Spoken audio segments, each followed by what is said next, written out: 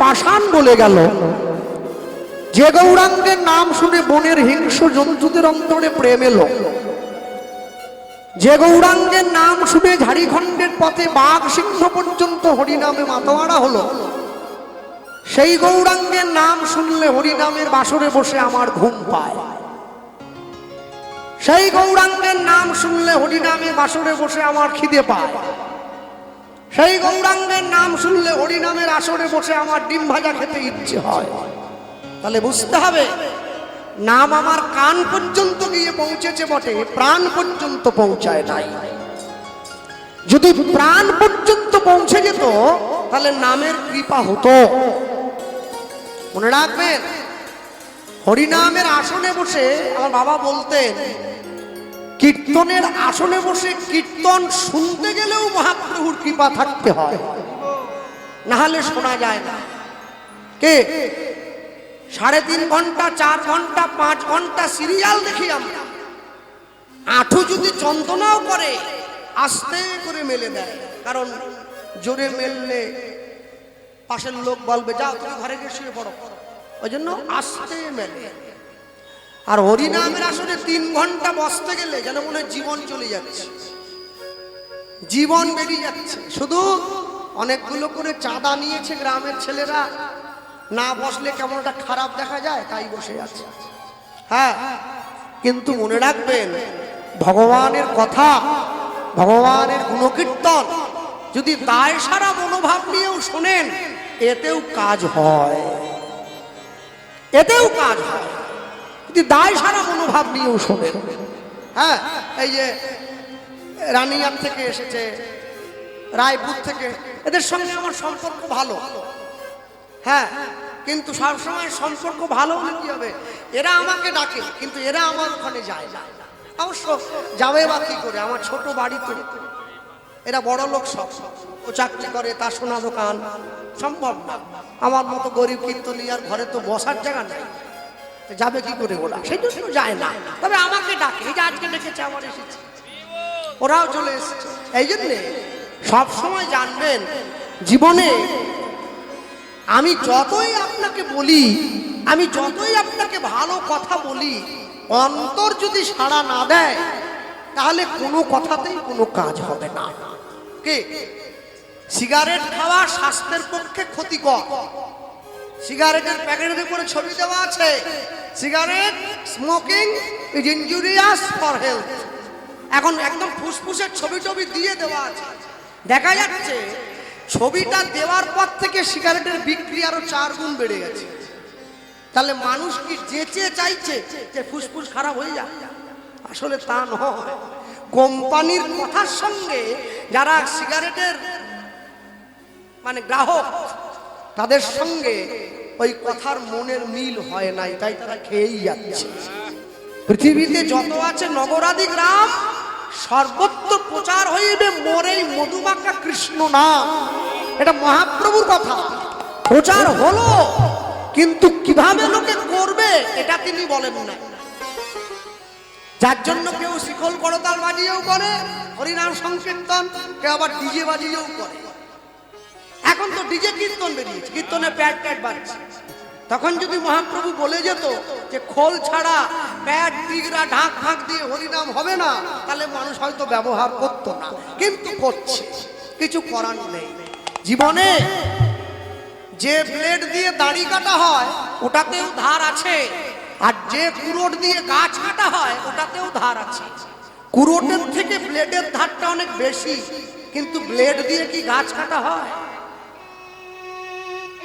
এই জন্যে যাকে যে জায়গায় খাটে, কেউ বা মাঠে, কেউ বা ঘাটে, কেউ বা রাজপাটে, ওই খাটে কি কুবজা খাটে? যে খাটে রাধা রানী খাটে। সবাইকে সব জায়গা খাটবে না, প্রত্যেকের খাটাবার জায়গা আলাদা। হ্যাঁ, এই জন্যে সবসময় মনে রাখবেন, জগতে এমন ভাবে হরিনামকে আশ্রয় করুন, এমন ভাবে হরিনাম গ্রহণ করুন, আপনি হরিনাম ছেড়ে দিলেও নাম যেন আপনাকে ছেড়ে চলে যেতে না পারে, তবে তো আপনার জীবনের মঙ্গল হবে, না হলে কি করে হবে? চলো ছোট্ট করে বলি, বলতে গিয়ে লীলা মাধুর্য পরিবেশন হবে। এই স্থানে দাঁড়িয়ে আমরা দেখবেন বাংলায় একটা কথা আছে, যেখানে হরিনাম সংকীর্তন হয়, হরিনাম সংকীর্তন যখন শেষ হয় একটা পদ গাই আমরা, হরি হরয়ে নম কৃষ্ণ যাদবায় নম যাদবায় মাধবায় কেশবায় নম গোপাল গোবিন্দ নাম শ্রী মধুসূদন গিরিধারী গোপীনাথ মদন মোহন। এই পদে একটা পংক্তি আছে, জয়রূপ সনাতন ভট্ট রঘুনাথ শ্রীজীব গোপাল ভট্ট দাস রঘুনাথ, এই ছয় গোসাইয়ের করি চরণ বন্দন, যা হইতে বিঘ্ননাশ অভীষ্ট পূরণ। এর পরের লাইনটা, এই ছয় গোসাই যাবে ব্রজে কইলেন বাস, ব্রজে রাধা কৃষ্ণের নিত্য লীলা ভুবনে প্রকাশ। এই যে ছয়জন বৈষ্ণবের নাম বললাম, ভারতবর্ষ নয় গোটা পৃথিবীতে ভক্তি তত্ত্বের যত শিক্ষা এই ছয়জন বৈষ্ণবের কাছ থেকেই এসেছে। বৈষ্ণব জগতে চারজন বৈষ্ণব আছেন যাদের কর্মকে আজ পর্যন্ত কেউ নষ্ট করতে পারেনি। একদম প্রথমে ধরুন নামে ঠাকুর হরিদাস। হরিদাস ঠাকুরের মতো এত হরিনাম আজ পর্যন্ত কোনো বৈষ্ণব পারে নাই। হ্যাঁ, দিবানিশি 3 লক্ষ হরিনাম সংকীর্তন করেছে। তারপর প্রণামে রঘুনাথ দাস, রঘুনাথ দাস গোস্বামীর মতো করে প্রণাম আজ পর্যন্ত কেউ করতে পারেন নাই। হাত তুলুন দেখি কারা কারা বৃন্দাবনে গেছেন, দেখি একটুখানি। গেছে 15-20 জন গেছে। আচ্ছা বাহ, দাঁড়াও দাঁড়াও, হাত তুলুন কারা কারা দীঘা গেছেন, দেখি একটুখানি। সবাই গেছে কম বেশি। হ্যাঁ, না দীঘাতে অনেক কিছু দেখা যায়, বৃন্দাবনে দেখার কিছু নাই, কি জন্য যাবে? ঠিক আছে, হ্যাঁ। তারপরে বৃন্দাবনে গেলে নিরামিষ খেতে হয়, সেও আরেক জ্বালা। যাক, তবে আমি বলবো মাঝে মাঝে তীর্থস্থানে যাবেন, তীর্থস্থানে গেলে অনেক কিছু জানতে পারবেন, নাহলে বুঝবেন কি করে। দ্বিতীয়বারে যার কথা বলছি, রঘুনাথ দাস গোস্বামী প্রতিবার প্রতিদিন রাধাকুণ্ডের পাড়ে 1000 বৈষ্ণবের চরণে মাথা ঠুকিয়ে প্রণাম করেছেন যিনি। শেষ জীবনে কপালের মাঝখানটায় গর্ত হয়ে গিয়েছিল মাথা ঠুকোতে ঠুকোতে। এই হচ্ছে 2। 3 নম্বর, আচার্য শ্রী রামানন্দ। রামানন্দ রায়ের মতো করে গৌর ভক্তির আচরণ কোনো বৈষ্ণব করতে পারে নাই আজ পর্যন্ত। আসতে আপনাদের এই নোদাখালী রায়পুর এই দিকটায় অনেকের আছে, মানে ওই নার্সারি আছে, আমি দেখেছি গাছ লাগায় বিক্রি করে।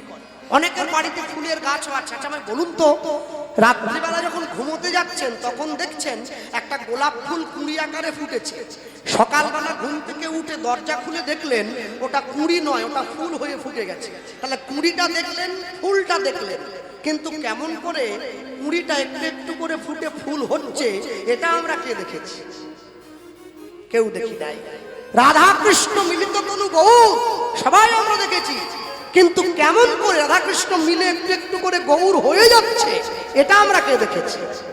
কেউ দেখি নাই। রায় রামানন্দ দেখলো গোদাবরী গঙ্গার তীরে, তবে প্রভু হাসি তারে দেখাইলা স্বরূপ, রসরাজ মহাভাব দুহু একরু। আর একদম শেষে গিয়ে বললেন হরিনাম প্রচারে শ্রীপাদ নিত্যানন্দ। নিত্যানন্দ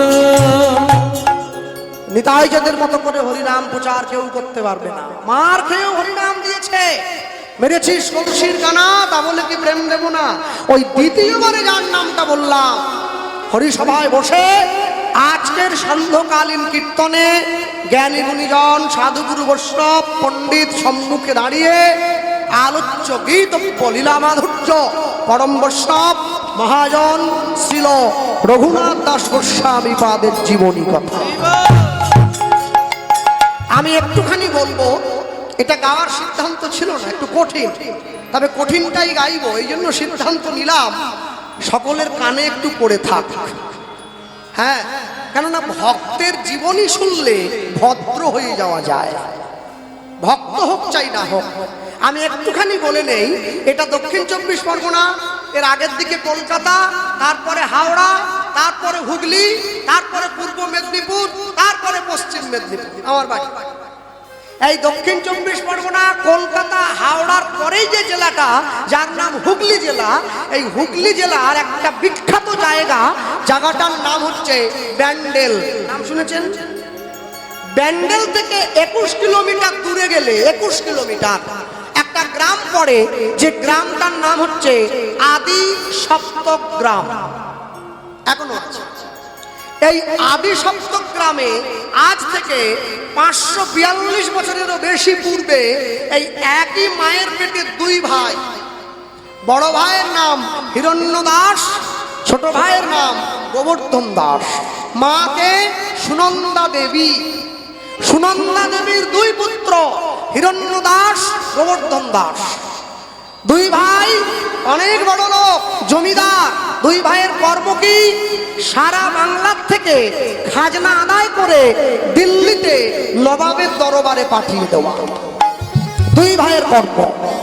দিল্লির নবাব এই দুই ভাইয়ের কাজে খুশি হয়ে আজ থেকে 550 বছর পূর্বে এই দুই ভাইকে বেতন দিতেন বছরে 9.5 লক্ষ টাকা, পুরোটাই সোনার টাকা, যেটা বর্তমান বাজারে প্রায় 100 কোটি টাকার চাইতেও বেশি। কিন্তু ভগবান সবাইকে সবটা পূরণ করে দেন না। দেন কি? কোকিলকে কণ্ঠ দিয়েছেন, রূপটা কেড়ে নিয়েছেন।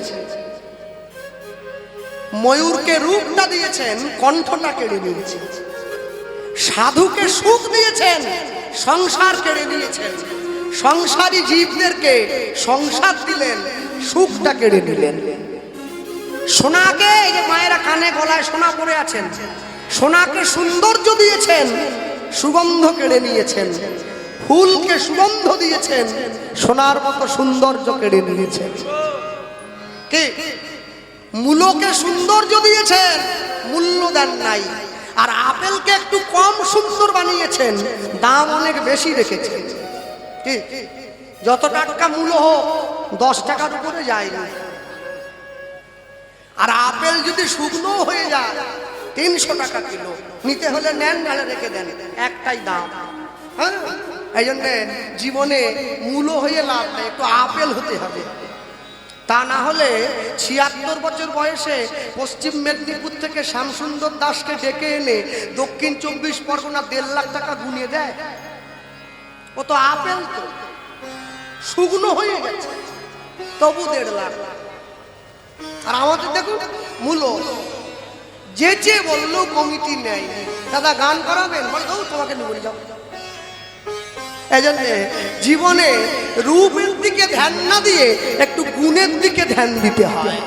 যত গুণ বাড়াবেন তত গুরুত্ব বাড়বে, আর গুরুত্ব বেড়ে গেলেই তো। আর যদি গুরুত্ব না বাড়ে তাহলে ওই যেখানে থাকা সেখানেই পড়ে থাকতে হবে। দুই ভাই নিত্য নিত্য ভগবানের কাছে গিয়ে কাঁদে, প্রভু একটা সন্তান দাও, আমাদের ছেলে মেয়ে নেই, এই জমিদারিটা ভোগ করবে কারা? ভগবান বলে দেব না। কেন? সন্তান দেইনি বলে তোরা আমাকে ডাকছিস, দিয়ে দিলে আর তো ডাকবি না। নেই তাই খাচ্ছ, থাকলে কোথায় পেতে, কহেন কবি কালিদাস পথে যেতে যেতে। আজকে দুই ভাই মিলে যুক্তি করলো, আজকে ভগবানকে গিয়ে চাইবো।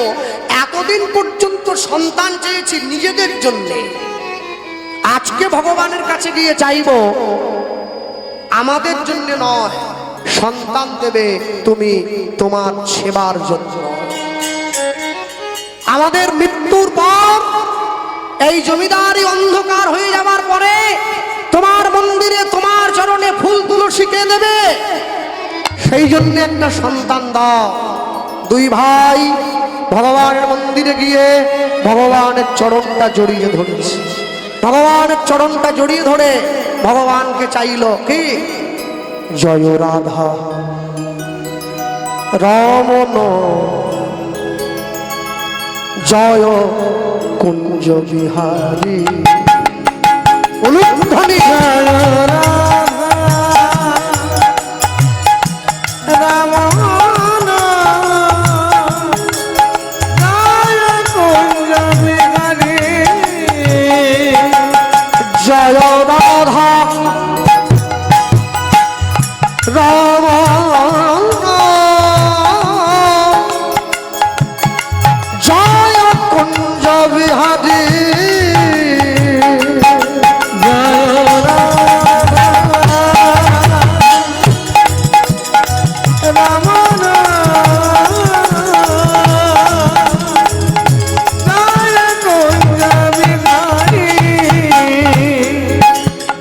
জয় যশোদা নন্দন জয় যশোদা নন্দন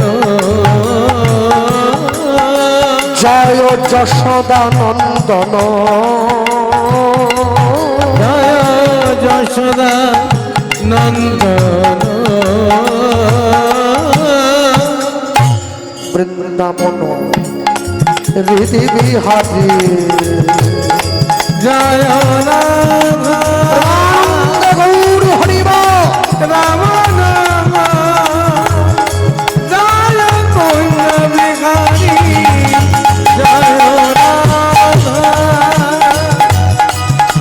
রাম নাম জয় কুঞ্জ বিহারী নবীন নিরদন জয় শ্যাম সুন্দর মদন মোহন বংশীধারী কেউ নাই নবীন নিরদন জয় শ্যাম সুন্দর মদন মোহন বংশীধারী জয় কালীয় দমন জয় কালিয়া দমন জয় কালীয় দমন জয় কালিয়া দমন বৃন্দাবন হৃদি বিহারী জয় রাম রাম দেখা গা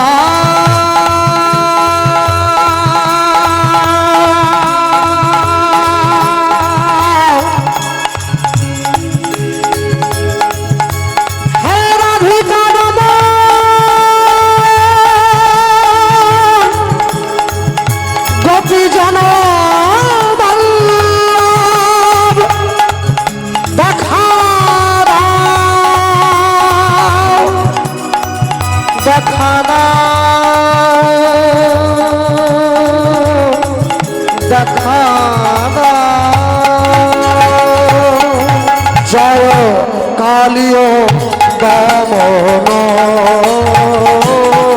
জয় নিতাই গৌর হরিব জয় কালীয় দমন জয় কালিয়া দমন বৃন্দাবন হৃদি বিহারী জয় রাধা রাম জয় কুঞ্জ বিহারী জয় রাধা রমন জয় রাধা রমন জয় রাধা রমন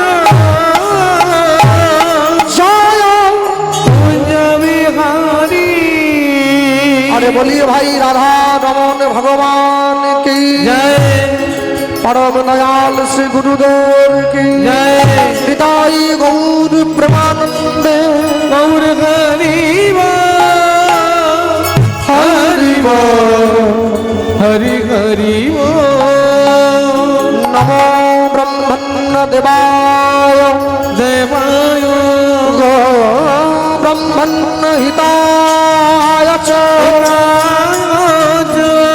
जगत धीताय कृष्णाय कृष्णाय गोविन्दाय নমো নমো গোবিন্দায় নমঃ নমঃ। ভগবান সব সইতে পারেন, দুটো জিনিস পারবেন না, একটা ভক্তের অহংকার, একটা ভক্তের চোখের জল। ভগবান জীবনে দুবার হাসেন, যখন নার্সিংহোমের বিছানায় রুগী গিয়ে শুয়ে থাকে, ডাক্তার গিয়ে রুগীর সামনে দাঁড়িয়ে বলে আপনার কোনো চিন্তা নেই, আমি যখন আছি আপনি বাঁচবেন। ভগবান ডাক্তারের দিকে তাকিয়ে মনে মনে ভাবেন তুমি যে ওকে বাঁচার গ্যারেন্টি দিলে, তুমি নিজে কতক্ষণ বাঁচবে তোমাকে সে গ্যারেন্টি কে দেবে? আরেকবার ভগবান হাসেন যখন দুই ভাই ফিতা ফেলে জায়গা ভাগ করেন, তোর 5 কাঠা আমার 5 কাঠা। ভগবান হাসেন, কার সম্পত্তি কাকে দাও রে? দুই ভাই গোবিন্দ চরণে নয়নের জল দিয়েছে, ভগবান থাকতে পারলেন না, আশীর্বাদ করলেন অচিরাতে তোমাদের ঘরে এক পুত্র সন্তান জন্ম গ্রহণ করিবে, গ্রহণ করিবে। আমার ভক্তির বলে সন্তান বলবান হইবে, বলবান হইবে। এই সন্তান না রহিবে তোমাদের ঘরে, আমাদের ঘরে জগৎ মাঝে আমার লীলা কথা, আমার লীলা কথা প্রচার করিবে দ্বারে দ্বারে। জগতে আমার লীলা কথা প্রচার করিবে দারে দারে। দুই ভাই ভগবানের মন্দির থেকে বেরিয়ে এসে এক ভাই আরেক ভাইকে বলছে, ভাই ভগবান যে আশীর্বাদ করলো আমাদের ঘরে ছেলে হবে, তাহলে হবে নিশ্চয়, কেননা তার কথা কি মিথ্যে হয়? ঠিকই বলছে। আচ্ছা সে নাহলে বুঝলাম, কিন্তু কার ঘরে হবে এ তো বললো না। আরে দু ভাই যে ডাকলাম, যে তা দু ভাইয়ের ঘরে কি অর্ধেক অর্ধেক করে হবে নাকি? কি জরাসন্ধ নাকি অর্ধেক করে হবে? তা তো হবে না, এক ভাইয়ের ঘরেই তো হবে। আরেক ভাই বলছে, শোনো, যার ঘরে যে ভাইয়ের ঘরে ছেলে হবে, আরেক ভাইয়ের সম্পত্তি ওই ছেলেটাই পাবে, বিনিময়ে খাতায় কলমে বাবা হওয়ার অধিকারটা আরেক ভাই পাবে। শুনে অন্তত মনে ভালো লেগেছে। আচ্ছা এরপর যে ভগবান বলল ছেলে যে হবে, ছেলে নাকি ঘরে থাকবে না, ভগবানের ভক্ত হয়ে বেরিয়ে চলে যাবে। কি ভক্ত হওয়াচ্ছি? ভক্ত ভালো করে হবে, ছেলেটা হতে দে, একবার মন্দির ভেঙে দেবো,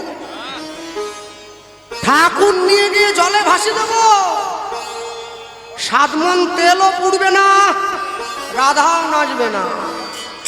বাঁশ ঝাড়ি যদি না থাকে বাঁশি করতে হবে, মন্দির যদি না থাকে ছেলে ভক্ত করতে হবে। যা এটা আরেকটা শান্তি পাওয়া গেছে। বাবা মায়েদের মনে তো খুব ভয়, যদি ছেলে ভক্ত হয়ে যায়, ওই জন্য তো হরিনাম শুনতে নিয়ে যায়নি, বলে টিভি দেখ।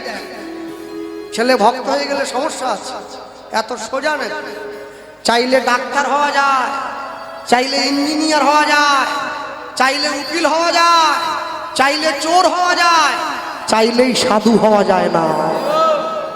চাইলেই যদি সাধু হওয়া যেত তাহলে জগতে সবাই সাধু হয়ে যেত। হ্যাঁ, মনে রাখবেন যে মায়েরা বসে আছেন, যদি কোনো মায়ের বাড়ির সন্তান ভক্ত হয়, ভক্তি পথে যায়, তাহলে বুঝবেন আপনার 14 পুরুষের ভাগ্য ভালো, আপনার সন্তান ভক্তি পথে গিয়েছে। হ্যাঁ, ভক্তমণ্ডলী, ভক্তিমতী মায়েরা, দুই ভাই মনের আনন্দে সংসার করছে। একদিন, দুদিন, 3 দিন, 4 দিন করে দিন কাটতে কাটতে বড় ভাই হিরণ্য দাসের ঘরে কোনো ছেলে মেয়ে হয় নাই। ছোট ভাই গোবর্ধন দাসের স্ত্রীর কোল আলো করে একটা পুত্র সন্তানের জন্ম হয়েছে। আস্তে, আমি শুধু একটা জিনিস ভেবে অবাক হয়ে যাচ্ছি, মায়েদের সাহস আছে বলতে হবে দক্ষিণ 24 পরগনা নিজেরাও জুতো পরে হরিনামের আসনে আসছে, ছেলে মেয়েদেরকেও নিয়ে আসছে। না, তোমাদের বুকের পাটা আছে। মেদিনীপুরের লোক পারবে না, ভালো সাহস থাকছে না, সাহস রাখবে। সাহস চলে গেলে মুশকিল। আচ্ছা, আমাদের ভয় করেনি বা?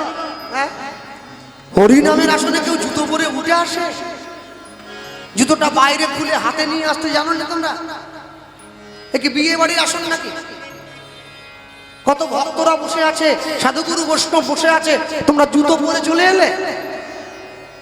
অনেক যত্ন করে আত্মার উন্নতি করতে হয়, একটু অবহেলা করলে তার অবনতি হয়ে যায়। বড় ভাইয়ের ঘরে কোনো সন্তান হয় নাই, ছোট ভাইয়ের স্ত্রীর কোলটা আলো করে একটা পুত্র সন্তানের জন্ম হলো। আজ যখনই পুত্র সন্তানের জন্ম হয়েছে, বড় ভাই নিজের সম্পত্তির দলিলটা নিয়ে এসে গেছে। ভাই, তাহলে তুই যা বলেছিলি আজ থেকে আমার ছেলের, এই তোর ছেলেই আমার সব সম্পত্তি পাবে, নিয়ে আয়। ছোট ভাই ভাবছে আমার ছেলে তো রাজা হয়ে গেল, আমারটা তো পাবেই পাবে, আমার ভাইয়েরটাও পাচ্ছে। তবে আরেকটা যে বলেছিলি তোর ছেলের বাবা হওয়ার অধিকারটা একটু খাতায় কলমে, হ্যাঁ নিশ্চয়ই দেব। আজ থেকে গ্রামের মানুষজনকে ডেকে এই দুই ভাইয়ের বাবার নাম মিলিয়ে, দুই ভাইয়ের নাম এক জায়গায় করে এই ছেলেটার বাবার নাম দাও হিরণ্য গোবর্ধন দাস। নাম দিয়ে দেওয়া হলো। গ্রামের লোকজন এসে সকলে মিলে বলে উঠল, জমিদার মশাই, যেমনি ভাবে রামচন্দ্র নিজের রাজ্যের প্রজাদেরকে মঙ্গল করতেন, ভালো করতেন, তেমনি ভাবে আপনার ছেলে আমাদের রাজ্যবাসীর কল্যাণ করবে। ছেলেটার নাম দিন রঘু নাম। নাম হয়ে গেছে, কিন্তু নাম হলে কি হবে? আস্তে কথা নয়, আস্তে আস্তে আস্তে আস্তে আস্তে। আগেকার দিনে নিয়ম ছিল, ছেলে মেয়েরা বড় হলে গুরুদেবের আশ্রমে থেকে লেখাপড়া করতে যেতে হতো। রঘুনাথ দাসের গুরুদেবকে হুগলি জেলার চাঁদপুরে বলরাম আচার্য প্রভু। রঘুনাথ দাসকে সুন্দর করে সাজিয়ে গুছিয়ে গুরুদেবের আশ্রমে নিয়ে যাওয়া হচ্ছে লেখাপড়া করাবার জন্য। রঘুনাথ দাস গিয়েছে আশ্রমে, গুরুদেব দাঁড়িয়ে রয়েছে।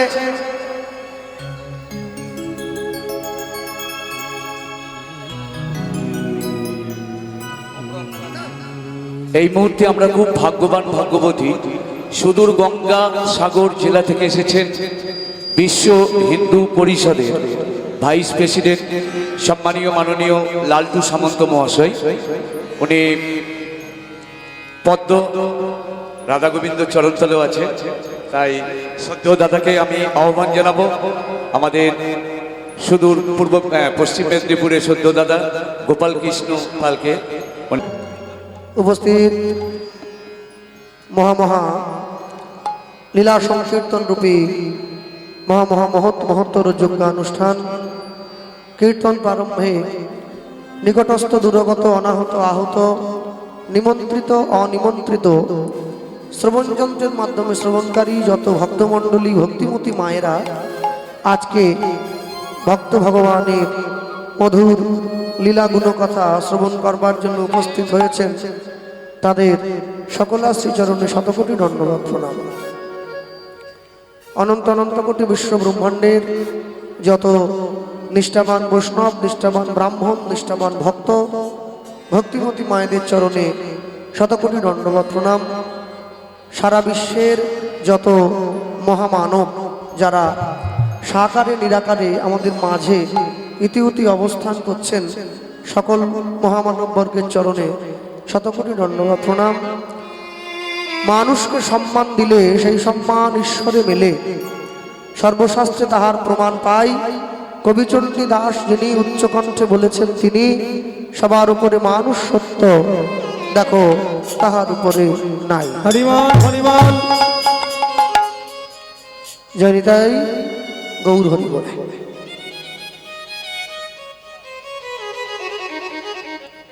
নিতাই গৌর প্রেমানন্দে হরি বল হরি বল হরি বল।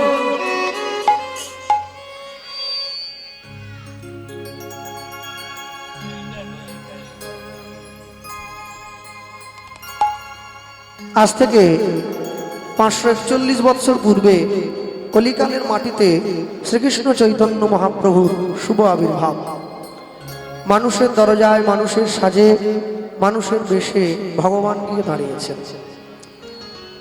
জীব নৃত্য কৃষ্ণ দাস ইহা ভুলি গেল, মায়া পিশাচি জীবের গলেতে বাঁধিল।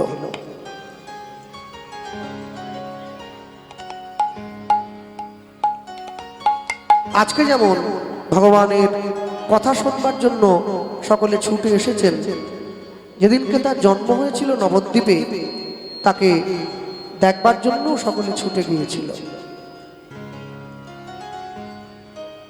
কৃষ্ণ কহে আমা ভজে মাগে বিষয় সুখ, অমৃত ছাড়ি বিষ চাহে এত বড় মুখ। আমি বিজ্ঞে সেই মূর্খে বিষয় কেন দিব, সচরণামৃত দিয়া তারে বিষয় ভুলাইব। ভগবানকে ভালোবাসতে গেলে পৃথিবীতে প্রতিটা কাজের জন্য একটা নির্দিষ্ট যোগ্যতার প্রয়োজন হয়। ভালো লেখাপড়া করতে গেলে ভালো ব্রেন বুদ্ধির দরকার, সেটা আপনার যোগ্যতা।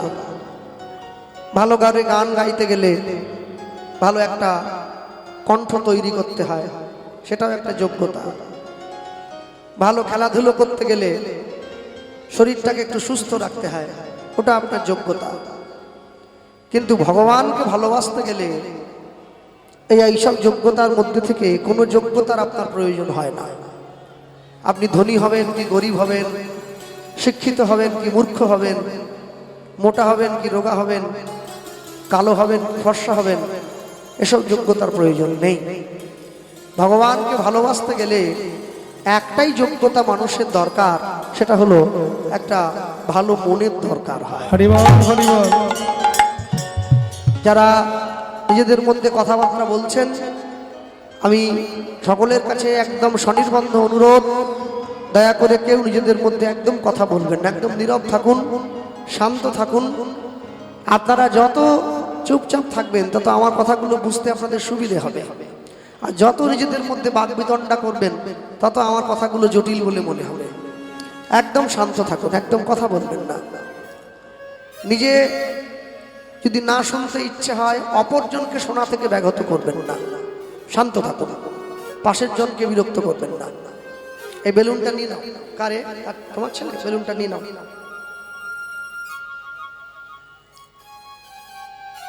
ভগবানকে ভালোবাসতে গেলে ভালো একটা মনের দরকার হয়। কেন? একটা পরিষ্কার কাঁচের বোতলের মধ্যে অনেকখানি কাদামাটি ভর্তি করে বোতলের মুখটা ভালো করে আটকে যদি বোতলটাকে বারবার নিয়ে গিয়ে গঙ্গার জলে ডোবাই আর ওঠাই, বোতলের ভেতরটা পরিষ্কার হবে কি? বোতলের বাইরেটা পরিষ্কার হবে, ভেতরটা পরিষ্কার হবে। ঠিক তেমনি বোতলের ভেতরটা তখনই পরিষ্কার হবে যদি বোতলের মুখটা খুলে এইবারে বোতলটায় গঙ্গার জলে ডোবানো হয়। ঠিক তদ্রূপ মনের মধ্যে ময়লা, অহংকার, অভিমান, কামনা, বাসনা ভর্তি করে রেখে এই মনটাকে যতই নিয়ে গিয়ে হরিনামের আসরে গিয়ে কীর্তন শুনতে শুনতে ডোবাই আর ওঠাই, মন কিন্তু পরিষ্কার হবে না, যতক্ষণ না পর্যন্ত মনের এই ঢাকনাটা খুলে দেওয়া হয়, যতক্ষণ না পর্যন্ত মন থেকে অহংকারটা দূরে যায়, অভিমানটা দূরে যায়।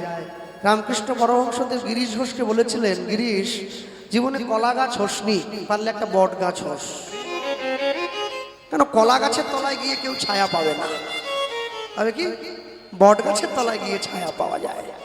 তা জীবনে এমন মানুষ তৈরি হোস যাতে তোকে দেখে আর 5 জন মানুষ হওয়ার শিক্ষা নিয়ে নিতে পারে।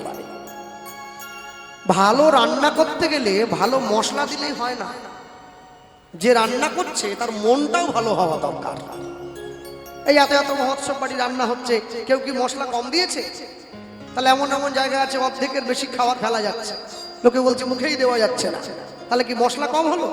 মশলা কম নয়, যে রান্না করেছে সেই দিনের রান্নার সঙ্গে তার মনের মিলন হয় নাই। একটা ক্লাসে একই সঙ্গে 100 জন ছেলে মেয়ে পড়াশুনো করে, পড়াশুনোর সঙ্গে যার মনের মিল হয়েছে সেই পরীক্ষায় প্রথম হবে, বাকিরা কিন্তু 2, 3, 4 করে পিছনে পিছতে থাকবে। ঠিক তেমনি ভাবে ভগবানের নামের সঙ্গে, ভগবানের কথার সঙ্গে, ভগবত লীলার সঙ্গে সকলের মনের মিল হয় না। যাদের হয় একমাত্র তারাই ঈশ্বরের কথা অনুভব করতে পারে, অন্য কেউ পারবে না। মনে রাখবেন, জগতে প্রতিটি মানুষ প্রতিটি ক্ষেত্রে নিজ নিজ ক্ষেত্রে ভালো থাকবার জন্য এসেছে। কুরুক্ষেত্রের মাঠে দাঁড়িয়ে ভগবান শ্রীকৃষ্ণকে অর্জুন প্রশ্ন করেছিল, সখা তুমি যে আমাকে যুদ্ধ করতে নিয়ে এলে, আমি কাদের সঙ্গে যুদ্ধ করব? কৃষ্ণ বলে, কেন? এই যে সামনে দাঁড়িয়ে আছে, এরা আমার দাদু, আমার কাকা, আমার জ্যাঠা, আমার নিজের ভাই, আমার গুরুদেব দ্রোণাচার্য। তা নিজের লোকের সঙ্গে যুদ্ধ করা যায় কি? শত্রু হলে দেখে নিতাম। ভগবান খুব মিষ্টি কথায় অর্জুনকে বললেন, অর্জুন যদি এরা তোমার প্রকৃত নিজের লোক হতো, যদি এরা তোমার প্রকৃত নিজের মানুষ হতো, এরা তোমার সামনে থাকতো না, তোমার পিছনে গিয়ে দাঁড়াতো। কারণ যে নিজের লোক হয় সে কোনোদিন যুদ্ধ করবার জন্য সামনে দাঁড়ায় না, বিপক্ষের লোকই সামনে দাঁড়ায়। যে নিজের লোক হবে সে তোমার সঙ্গে যুদ্ধ করবে না, তোমার পিছনে থেকে যাতে তুমি যুদ্ধটা জিতে যেতে পারো সেই সাহায্য করবে। সংসার যদি কারো আপন হতো তাহলে সংসার কারো বিরুদ্ধে যেত না। সংসার বিরুদ্ধে চলে যায়, এখানেই বোঝা যায় সংসার আপন নয়। এই সংসারটা কুরুক্ষেত্রের যুদ্ধের মতোই, আপনি যতই তাকে আপন করে নিতে চান না কেন, সে কিন্তু আপনার বশ্যতা স্বীকার করবে না। কঠিন হৃদয় সর্প কুলোক তেমন, তা হতে পাষাণ কিন্তু হয় দুষ্টজন। মন্ত্র দ্রব্য গুণে সর্প হয় বশীভূত, কোন মতে দুষ্ট কিন্তু না হইবে নত। যার কঠিন হৃদয়, যার হৃদয় খুব কঠিন হয়, তাকে আপনি কোনোদিন সুখী করতে পারবেন না। যার অন্তরে দয়া নেই, যার অন্তরে মায়া নেই, তাকে কোনোদিন সুখী করা যায়? কোনোদিনের জন্য সুখী করা যায় না। হ্যাঁ, কোনোদিন পারবেন না সুখী করতে। একমাত্র যার অন্তরে ভালোবাসা আছে, যার অন্তরে, দেখবেন হসপিটাল নার্সিংহোমে গেলে দেখবেন সেখানে মায়েদের মেয়েদেরকে নার্স রাখা হয়। কেন বলুন তো? ছেলেদের নয় কেন, মেয়েদেরকে কেন? মেয়েদের মনে দয়া আছে, রোগীর সেবা করতে জানে। মেয়েদের মনে প্রেম আছে, ভালোবাসা আছে, শ্রদ্ধা আছে। ছেলেরাও থাকে মরা ঠেলে নিয়ে যাওয়ার জন্য, ওরা নার্স নয়। কেউ মরে গেলে ঠেলে নিয়ে চলে গেল, কিন্তু ইঞ্জেকশন দিতে গেলে একটা রোগী ব্যথা পাবে, কষ্ট পাবে, তার জন্যে নার্স রাখতে হয়। যারা মেয়ে মানুষ তাদের অন্তরে দয়া আছে, তার থেকে বেশি দয়া সাধুর অন্তরে আছে। তার থেকেও বেশি কৃপা, তার থেকেও বেশি দয়া সাধুর অন্তরে থাকে। হ্যাঁ, আজ থেকে বছর 10 আগে আপনাদের গঙ্গাসাগর মেলায় এক সাধু এসেছে। সাধুকে দেখার জন্য সকলে ছুটে যাচ্ছে, এত ভিড় হয়ে গেছে, পুলিশ সেই ভিড় সামাল দিতে না পেরে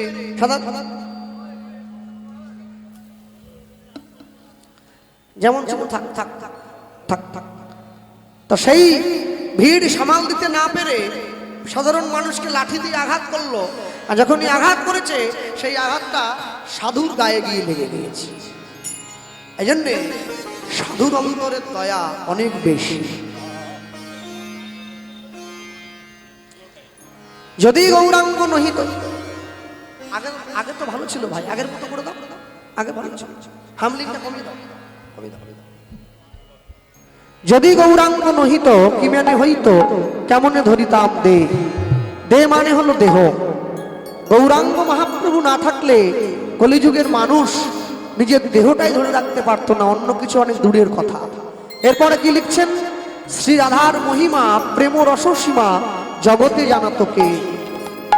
আজকে মানুষে বৃন্দাবনে যায়, ব্রজের ধুলোয় গড়াগড়ি দেয়, বৃন্দাবনের পথে গিয়ে ধুলোই গড়াগড়ি দেয়, রাধে দয়া করো, কৃষ্ণ কৃপা করো। যদি চৈতন্য মহাপ্রভু না থাকতো তাহলে কলিযুগের মানুষ জানতেই পারতো না বৃন্দাবন খায় না মাথায় দেয়। মহাপ্রভু এসে বৃন্দাবন চিনিয়েছেন। বৈষ্ণব মহাজন পদকর্তা, একটু রিভাব দিয়ে রাখুন। বৈষ্ণব মহাজন পদকর্তা লিখছেন কত সুন্দর করে, মধুর বৃন্দা, একটু রিভাব, অল্প রিভাব।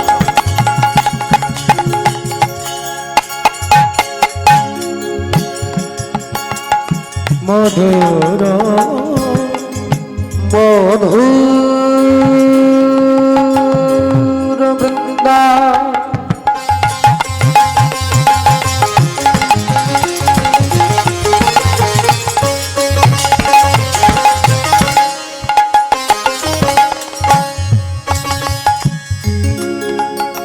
অজ বিপিন বিপিন মাধুরী মাধুরী,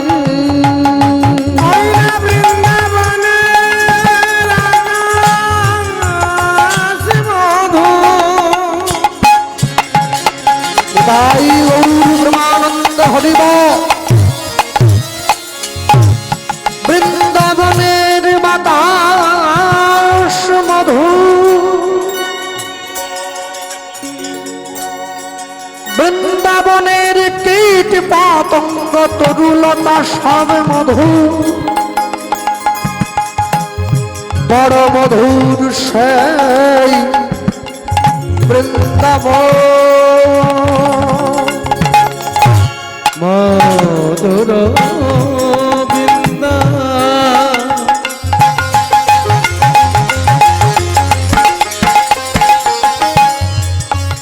ও ভাই বিপিন মাধুরী, প্রবেশ চাতুরী, প্রবেশ চাতুরী,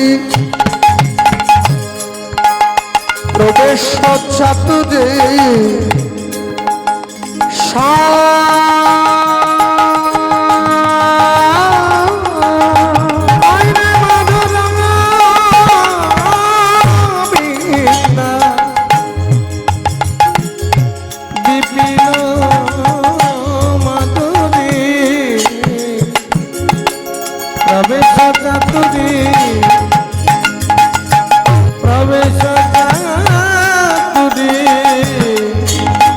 প্রবেশ চাতুরী,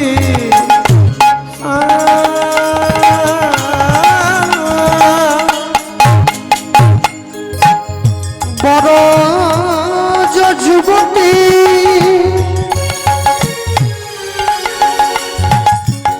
তাহে ভাবের ভক্তি, সকতি হইত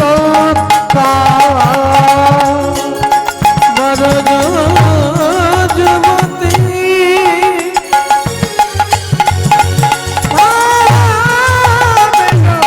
ভক্তি সকতি হইত, ও ভাই বড় যুবতী তাহে ভাবের ভক্তি, সকতি হইত ভগবান যুবতী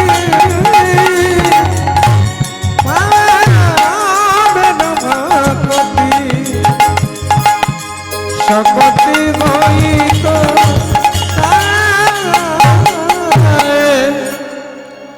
মধুর বৃন্দা বিপিন মাধুরী প্রবেশ চাতুরী সার, বরজ যুবতী ভাবের ভকতি সকতি হইত কার। যে ভগবানকে ভালোবাসে ভগবান তাকেও নাম দিয়েছে, যে ভগবানকে ভালোবাসে না ভগবান তাকেও হরি নাম দিয়েছে। এখন ভগবানের সঙ্গে ভগবানের নামের সঙ্গে যার মনের মিল হয়েছে সে ভগবানের নাম গ্রহণ করেছে, আর ভগবানের নামের সঙ্গে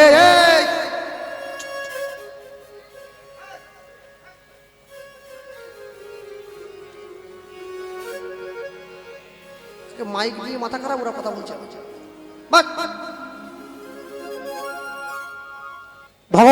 নামের সঙ্গে যার মনের মিল হয়েছে সে ভগবানের নাম ভক্তি শ্রদ্ধা সহকারে গ্রহণ করলো।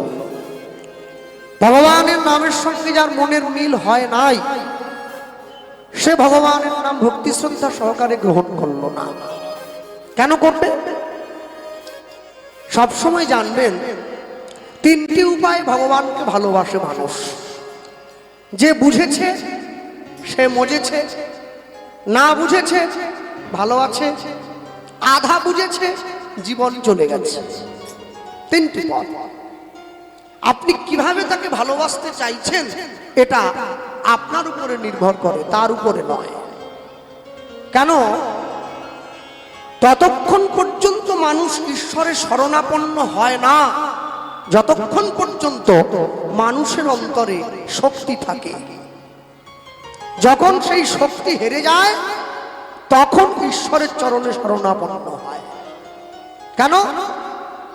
সব সময়ের জন্য মনে রাখতে হয়, সারা বছর যদি পড়াশুনো করি তাহলে পরীক্ষার সময় একটু কম পড়লেও হয়। কেন? আগে থেকে অভ্যেস আছে। সারা জীবন যদি হরিনাম আশ্রয় করা হয় মরণের সময় একটু কম আশ্রয় করলেও হয়।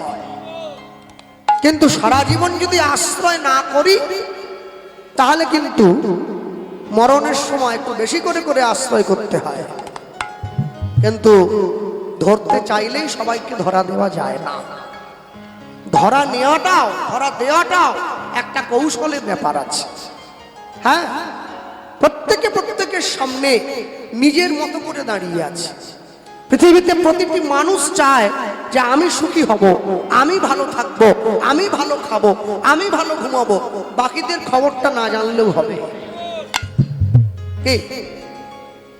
যে দোকানদার সবজি বিক্রি করে প্রত্যেক দিন সকালবেলা উঠে সবজিতে একটা বিষ দিয়ে দিল যাতে সবজিটা চটপট করে বড় হয়ে যায়। কারণ সে জানে আমি তো আমার দোকানের সবজি খাবো না, খাবে তো বাজারের লোক, আমি তো আর বিষ খাবো না, খেলে বাজারের লোকে খাবে। যে দোকানদার মাছ বিক্রি করে সে সকালবেলা ঘুম থেকে উঠে মাছে একটু ফরমালিন মিশিয়ে দিচ্ছে। সে জানে আমি তো আমার দোকানের মাছ খাবো না, আমি অন্য জায়গার থেকে মাছ নিয়ে গিয়ে খাবো, অতএব তো বাজারের লোক খাবে, আমার না থাকলেও চলবে। যে মিষ্টি বিক্রি করে সে খারাপ খারাপ রংগুলো মিষ্টিতে মিশিয়ে মিষ্টির রং করে দিচ্ছে। সে ভাবছে আমি তো আমার দোকানের মিষ্টি খাবো না, অতএব বাজারের লোক খাবে, ওরা খারাপ খাক। কিন্তু যখন দিন শেষ হলো মাছালা সবজির দোকান থেকে সবজি কিনে বাড়ি যাচ্ছে, সবজিওয়ালা মাছের দোকান থেকে মাছ কিনে নিয়ে বাড়ি যাচ্ছে, আর মিষ্টির দোকানদার দুটোই কিনেছে, মাছও কিনেছে সবজিও কিনেছে। পক্ষান্তরে একে অপরকে বিষই খাওয়াচ্ছে, কিন্তু মনে একটা সান্ত্বনা রেখেছে আমরা সকলে ভালো আছি। কিন্তু ভালো আমরা কেউ নেই। প্রত্যেকের মতো জ্বালায় সর্ব সময়ের জন্য নিরন্তর জ্বলে পুড়ে পুড়ে যাচ্ছে। যার 100 টাকা আছে সে 100 টাকার জ্বালায় জ্বলছে, যার 1 লক্ষ টাকা আছে সে 1 লক্ষ টাকার জ্বালায় জ্বলছে। কেন জানেন? সব সময়ের জন্য জানবেন যত সুখ কিনতে চাইবেন তত দুঃখ এসে ধরা দেবে। দামি গাড়ি কিনলে হয় না, রাস্তাটা ভালো হওয়া চাই। গাড়ির দাম 1 কোটি টাকা, রাস্তা তো কত, তো দামি গাড়িতে পড়লো সেই দাম এরকম করতে করতেই যাবে। আর টলিও যদি হয়, মেশিন টলিও যদি হয়, রাস্তা ভালো থাকে কমা দামি গাড়িতেও আরামে যাওয়া যায়।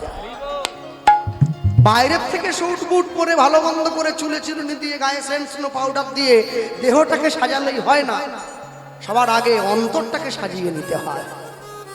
অন্তর যদি সেজে যায় দেহটাকে না সাজালেও চলে। হ্যাঁ, মনে রাখবেন যে সমস্ত মেয়েরা এবং মায়েরা অন্তর থেকে সৎ থাকে, অন্তর থেকে পবিত্রতা বজায় রাখে, তারা বিশেষ মেকআপ লিপস্টিক না মাখলেও চলে। কেন জানে? একটা সততার জ্যোতি একটা আলাদা, সততার পরাকাষ্ঠা আলাদা থাকে। যে দোকানদারের জিনিস ভালো হয় সে কোনোদিন খদ্দারকে হাত বাড়িয়ে রাখে না, আসুন আসুন আমারটা নিয়ে যান, আমারটা নিয়ে যান, আমারটা নিয়ে যান। খদ্দের জানে ওর কাছে গেলে ভালোটাই পাওয়া যাবে। আর যে জিনিসটা খারাপ হয় সে দোকানদার বারবার ডাকে, আসুন আসুন আমারটা নিয়ে যান, আমারটা নিয়ে যান। আজ পর্যন্ত কোনোদিন দেখেছেন নাকি কলকাতার মতো জায়গায় দাঁড়িয়ে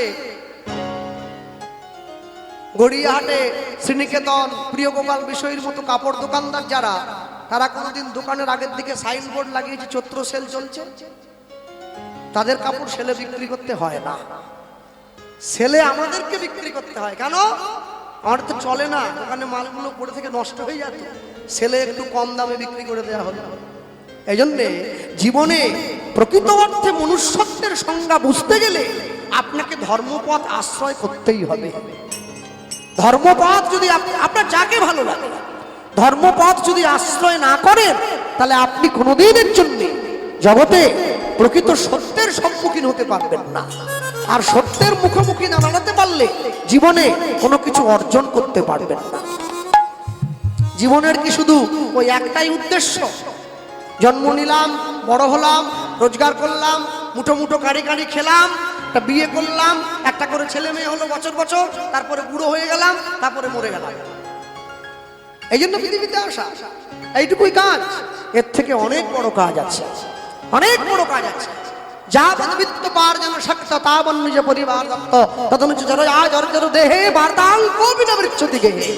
এই কদিন পর্যন্ত তুমি অর্থ উপার্জন করতে পারবে, যা পদবিত্ত পার্জন শক্ত, সে কদিন পর্যন্ত এই সংসার তোমায় ভালোবাসবে।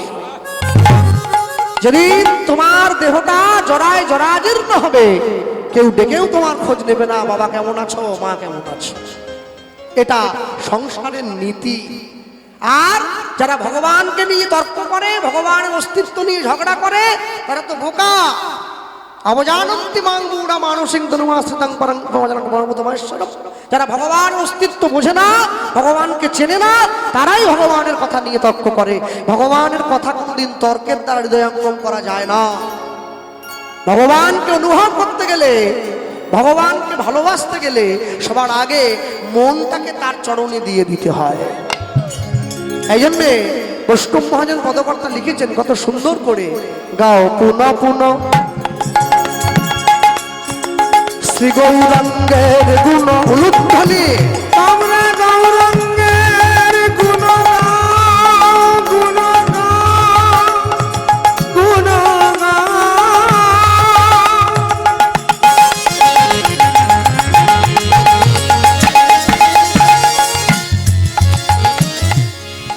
গৌরাঙ্গের গুণ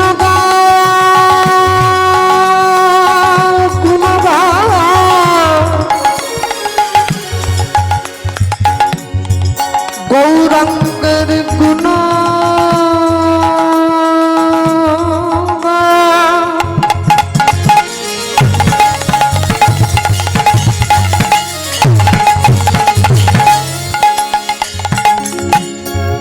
গৌরাঙ্গের গুণ গাও পুন পুন গাও গুণ, যার নুন খেলে তার গুণ গাও, নইলে মানুষ বেঈমান বলবে, অকৃতজ্ঞ বলবে, অমানুষ বলবে। গাও পুন পুন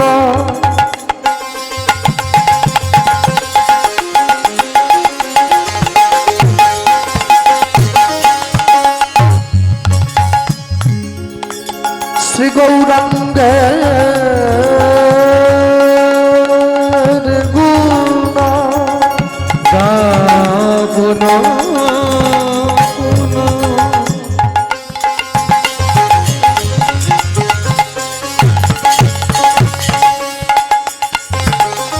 শ্রী গৌরাঙ্গের গুণ। কারো প্রতি হিংসা নিয়ে নয়, অপরের ক্ষতি চেয়ে নয়, সরল করিয়া সরল করিয়া সরল করিয়া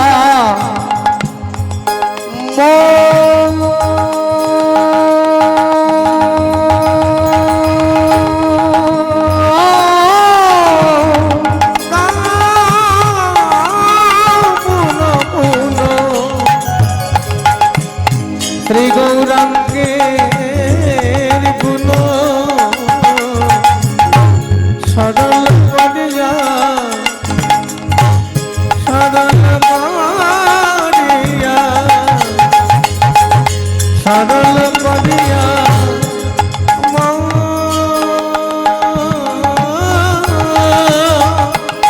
অবয়তীন ভুবনে আমি এমন দয়াল না দেখো একজন অবয়তীন ভুবনে এমন দয়া না দেখো আমি তিন ভুবনে এমন দয়াল না দেখো একজন অবয়তীন ভুবনে এমন দয়া না দেখো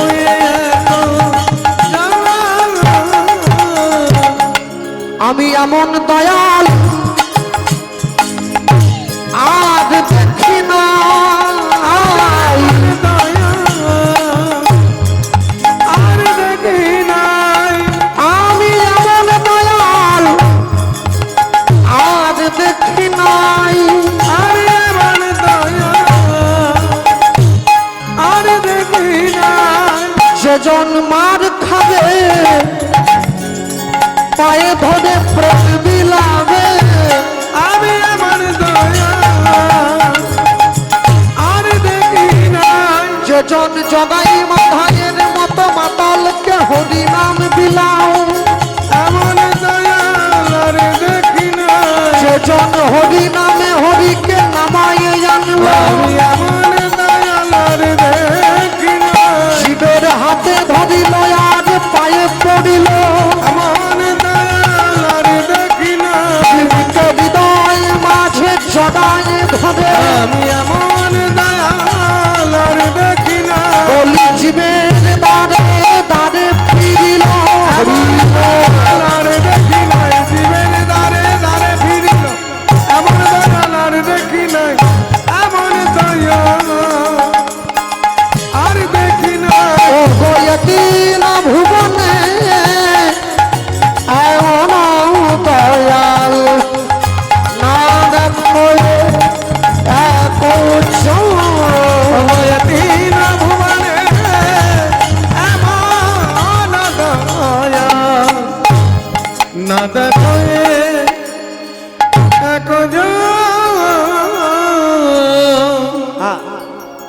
যে ভগবানের সম্মুখে গিয়ে দাঁড়িয়েছে তারই সম্মুখে ভগবান এসে ধরা দিয়েছে একদম শেষে গৌরাঙ্গ বলিয়া না গেলাম বলিয়া কেমনে ধরিনু দে কেমন ধরিনু দে পাশুভ সহিয়া পাশান দিয়া আসন দিয়া বিধি কেমনে করিয়াছে ভালো বিধি কেমনে কেমনে গড়িয়া